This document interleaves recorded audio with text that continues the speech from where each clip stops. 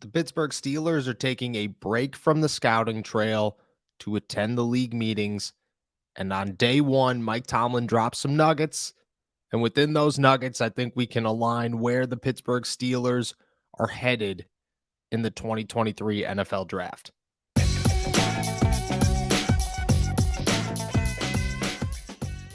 What's going on, everybody? I'm Noah Strackbine. Thank you for jumping on to Steelers to Go, your daily to-go cup of Pittsburgh Steelers news and analysis. Find us on youtube.com/All Steelers Talk and subscribe anywhere you get your podcasts. And today, we're talking about Mike Tomlin and the hints that he dropped while speaking to the media at the 2023 annual league meetings. It wasn't aggressive, and it was still classic Mike Tomlin. But at the same time, the words that Tomlin has said or did say less than 24 hours ago leave the door wide open and for our interpretation to dive straight into where we believe the Pittsburgh Steelers are headed in the 2023 NFL Draft. And unlike last year, when Mike Tomlin and company and everybody else within the Pittsburgh Steelers organization hid the fact that their top guy was Kenny Pickett, this year things are different. They're changing, and they're not so smokescreeny when it comes to them protecting their first or maybe even their second round pick or just their plans in the draft in general. Let's start with the lesser of the two hints. The second one, I believe, is very significant. The first one, I believe, is significant as well, but in a different direction, in a different light. And that is that Mike Tomlin has warned fans not to follow the pro day trail and to be careful about who the Steelers do and do not attend their pro days at and how much stock you're putting into those days in that scouting trail. Tomlin says it's a variety of things. There are variables everywhere, whether it's travel, certain dates line up here, certain dates line up there. It allows them to be closer to other schools so that they could attend multiple places within upcoming days. It really just all depends on who they want to scout and how many other people they could scout alongside them as quickly as possible. This is not we have 10 guys. We have to make sure that we see all 10 guys. This is, we know where to start because we know if we follow this trail, if we follow this map, we will be able to maximize how many people, how many players we get to scout within the next 2 months. That's how they approach things.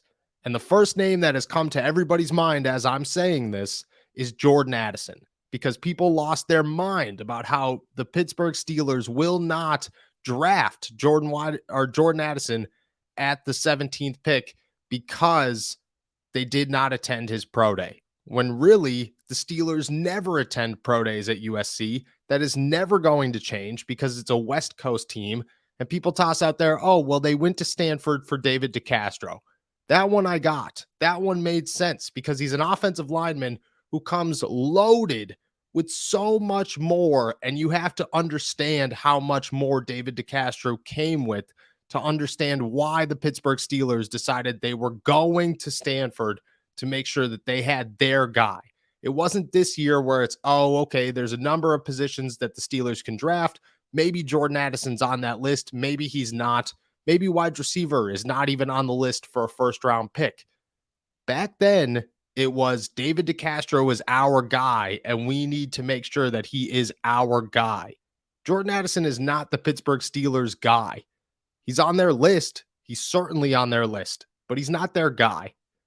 And because of that, they're going to maximize their efforts and how many people they could actually scout instead of heading out too far west to go to USC and miss a chance to scout not one, not two, but 3 guys at Iowa State. It made a lot more sense. And Mike Tomlin reaffirming that and just saying, hey, don't look too far into it. Don't put too much stock into where we're headed or who we see. I think that speaks volumes about the Pittsburgh Steelers and their Jordan Addison situation that I think a lot of people have written off and now should not. And then there's the next one. And the next one's big. And it's way more straightforward, I believe. Mike Tomlin talked heavily about Patrick Peterson in an interview with Max Starks on the team's website and dove into everything from how much he still has left in the tank to how it's pretty much always been a dream to work with this guy. And, dating back to when Peterson was drafted and Tomlin said, well, I couldn't go that high. And that's the case with everybody. It's about a later in the career thing. Can he get you here? And he got Patrick Peterson here. Now it's about what changes in the future after Patrick Peterson. And that's where things get interesting. This is what Mike Tomlin had to say. You're talking about a veteran guy that a lot of these guys grew up admiring and his style of play. They'll get an opportunity to be around him day to day and see that none of it is mystical, that it's very scientific, how he builds his preparedness, in that his love and respect and appreciation for the game is continually on display in his prep. I'm just so excited about him just doing what he normally does, but providing a visual image for younger players to be a blueprint, if you will. End quote. You're telling me that you read that quote or you heard that quote and your first thought wasn't the Pittsburgh Steelers are drafting a corner? Because that's always been the thought. The thought is, oh, okay, the Pittsburgh Steelers are going to get a cornerback. There's no question about it. How early is the big question? Will it be at 17? Will it be at 32? Will they wait a little bit and dive back to 49 or maybe 80? And now you're sitting around going, well, what are these younger players that Mike Tomlin's talking about? Because Levi Wallace is 27 years old. Akello Witherspoon is right around 27 as well, about to be 28. James Pierre is young. I get it, but he's going to be 27 as well. Young, yes. Experienced, also yes. So at what point is the line, and what younger players is Mike Tomlin talking about? Because if it's James Pierre, that makes a lot of sense. If it's Levi Wallace, it makes less sense, but it still makes some. If it's a rookie, it makes all the sense in the world. If it is a rookie corner learning from Patrick Peterson, then this entire map, this entire game plan that the Pittsburgh Steelers have in front of them makes all the sense in the world.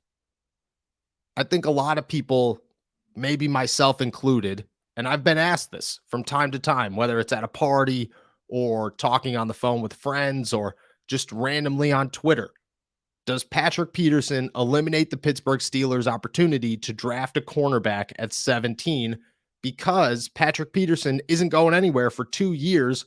Levi Wallace is the starter opposite of him, and you're not going to remove either of those two from the starting lineup. What you will do is add people behind them to provide depth and learn, but how soon do you draft somebody to come in here and learn? Because at 17, most likely that is a starter capable player. And I don't know why, but when Cam Sutton was here and the expectation was that he would resign, the belief was the Steelers will draft somebody at 17 because they want that 3-man cornerback set. And then when Levi Wallace leaves next offseason, the Steelers have 2 dominant outside corners. Now it's, okay, but Patrick Peterson is definitely here for 2 years and Levi Wallace is here for another year. So how early are the Pittsburgh Steelers going to draft a corner that's going to develop? Because they want him to clearly develop. And I believe that answer has now been given. And no, it wasn't straightforward. And no, Mike Tomlin did not come out and say, hey, at 17, we're drafting a corner. But I believe at 17 or 32, that is now on their list. Because to have Patrick Peterson here and for Mike Tomlin to be so excited about him teaching the young guys, you want him to teach somebody that is a guarantee. You do not want him to be teaching somebody who's an 80th pick in the draft or 120th pick in the draft, or however you go about it. You do not want him to be teaching James Pierre and have that be his biggest impact when it comes to leadership, is teaching James Pierre, who might not ever turn into anything. You want it to be a sure shot. You want whoever Patrick Peterson is teaching to come in here in 2 years and be an absolute freak on the outside at cornerback, and maybe a safety as well, maybe a Brian Branch. It doesn't matter. You want guys in the secondary to come in here and for Patrick Peterson to teach them, while Mike Tomlin and Omar Khan and everybody else can assure that Patrick Peterson is not just teaching people so that they could try to reach a ceiling that is high. Patrick Peterson is teaching people so that the players hit a ceiling that is definitely high, that is Pro Bowl caliber, that is even higher, to try and develop another Patrick Peterson. The Steelers understand that. They're not going to take that risk. They didn't sign Patrick Peterson to come in here and provide just starter quality play and say, thank you for your time. This was great. This was a great 2 years. Let's move on. They got Patrick Peterson because they fully understand what he could bring to the table on a leadership standpoint. And they're not going to take any risks about who he's teaching. And even if Mike Tomlin didn't come out and say it, I think we could all interpret that the second nugget, which again I think is a big one, means that the Pittsburgh Steelers are very, very high on corner. And I would be shocked if it is not their first or their second pick in the NFL draft.